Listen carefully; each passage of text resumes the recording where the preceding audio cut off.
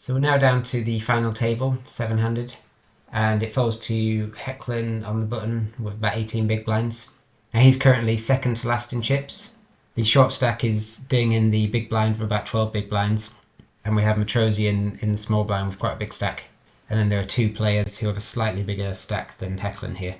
So there's quite a lot of ICM pressure here on Hecklen. But he does also want to go after the big blind quite wide, because as we can see here, the mystery bounty is currently worth over 1.2 million chips, which is about the same as the big blind stack. So he decides to min-raise the queen jack suited. But the problem with this is that we have a very aggressive big stack in the small blind here. We've got Martirosyan with 48 big blinds, and he's really incentivized to go after Hecklen's raise very wide because he can win the bounty. He knows that Hecklen might be somewhat wider with the short stack in the big blind, so he can go really wide here, put pressure on Hecklen, and when he does get called, he gets the chance to win a bounty which is worth 2/3 of Hecklen's stack. And Hecklen here, perhaps surprisingly, makes no hesitation in making the call. So if we plug this hand into Hold'em Resources calculator, it's hard to know what Hecklen's strategy would be. Would he limp some hands? Would he open shove some hands? Well, if we just assume he would just min open his whole continue range, give him quite a tight range like this, you can see even against that tight range, Martirosyan can just really go bananas in the small blind. I've given him this range here, but he can even free bet jam a lot of these weak suited hands, just because he really doesn't mind getting it all in against either of the two of the stacks. And when he does do that, you can see even against that crazy range, queen jack suited is still just about a fold. So I think a mistake there from Hecklen, especially when in reality perhaps people wouldn't be as wide as this. Another interesting thing to note is that when the big blind does call this tight range, queen jack suited is actually a better call for Hecklen, and that's because it's a hand that performs well multi-way. He gets the chance to win Ding's bounty, and even sometimes when he loses, at least Ding also might be eliminated and Hecklen can still ladder up a spot. But we also see that the weak aces are folded here, whereas if Ding folds, then these become a call, and that's because against a wide range these perform well heads up, but in a multi-way pot where at least one of the ranges is tight, these perform very poorly. Another interesting thing to note is if it did fold to Martirosyan in the small blind, he can just shove any two cards against Ding because he's really incentivized to go for that bounty, which is worth the same as Ding's stack. He's not incentivized to limp or to min raise any hands. He just wants to just jam his whole range. Martirosyan here in the hijack with king 8 suited. He's the second biggest stack at this point and has been playing very aggressively.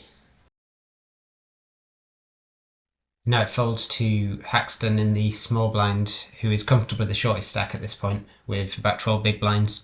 Now he's got virtually no fold equity because, as we can see, the bounty is currently worth about 1.5 million chips, which is about the same as his chip stack. So he really needs just to shove a strong linear range that's well ahead of Martirosyan's range because he's got virtually no fold equity. He might shove something like this. You can see the small pairs don't perform as well when we're almost always getting called. So it's very high card heavy.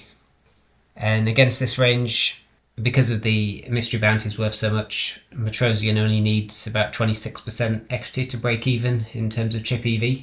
There's not huge future game considerations here because he's still going to be a big stack if he doubles up Ike. So he probably wants maybe something like 30% equity. Even against this tight range, any hand he opens is probably going to have a good enough price to call here. You can see king 8 suited is getting nearly 34%. But even hands like jack 10 offsuit, ace 5 offsuit are getting the right price. So this is really an example of where both players are sharing some of the equity from the mystery bounty. Ike is getting looked up by a wide range and has a good chance to double up, whereas Martirosyan is getting a good price with all the hands that he's opening. And this is to the detriment of the other players at the table, and it demonstrates why it really pays to be active in a mystery bounty tournament. So in this next hand, Ike on the button folds out of turn, which means that David Yan in the cutoff effectively becomes the button. And with his huge stack, he decides just to shove with the ace-deuce suited, put maximum pressure on the 15 big blind stack of Nacho and the 29 big blind stack of Danny. And unfortunately for David, Danny wakes up with a monster hand, which obviously he has to call. And although this might seem like a bit of a punt at first, if we actually look up a similar spot in PKO tournament in GTO Wizard, it advocates for the button to shove a range like this. We can see the ace-deuce suited is mostly being shoved. The baby pairs, the middling connected hands, and then a little bit of offsuit Broadway. And even against this quite weak range, the small and big blinds left to call very tight because of the ICM pressure. But perhaps the range is a little bit unrealistic. I think it's more intuitive for people to shove something more like this. Some of the stronger offsuit aces, all the wheel aces, suited wheel aces, maybe some more baby pairs, and then still shove that middling connected part of the range. And we can see that both blinds have to call even tighter against this tighter range. Even ace jack off would be a fold for Danny in the big blind. I think the addition of the mystery bounty in the middle makes this an easier jam for David. I doubt he would do this in a vanilla tournament.